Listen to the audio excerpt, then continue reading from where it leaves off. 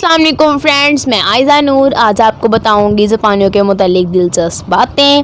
یہ جاپانیوں کے وہ رویے ہیں جن کی وجہ سے یہ لوگ آج پوری دنیا میں قدر کی نگاہ سے دیکھے جاتے ہیں۔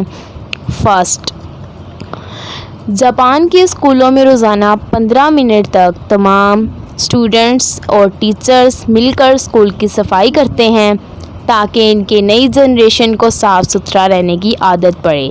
سیکنڈ، جاپان میں صاف ستھری کے کام کے لیے یعنی ذمہ دار بننے کے لیے بھی ایک زبانی امتحان پاس کرنا پڑتا ہے۔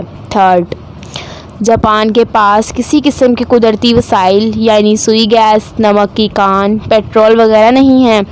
وہاں ہر سال سینکڑوں زلزلے آتے ہیں، پھر بھی جاپان دنیا کی ایک ابھرتی ہوئی معاشی طاقت بن رہا ہے۔ فورتھ، زیادہ تر جاپانی لوگ ٹرین، ریسٹورنٹ اور انڈور جگہوں پر موبائل استعمال نہیں کرتے۔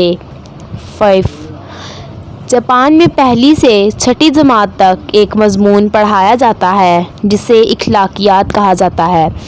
اس مضمون کا مقصد ہوتا ہے کہ اپنے بچوں کو سکھایا جائے کہ لوگوں سے ڈیل کیسے کرنی ہے۔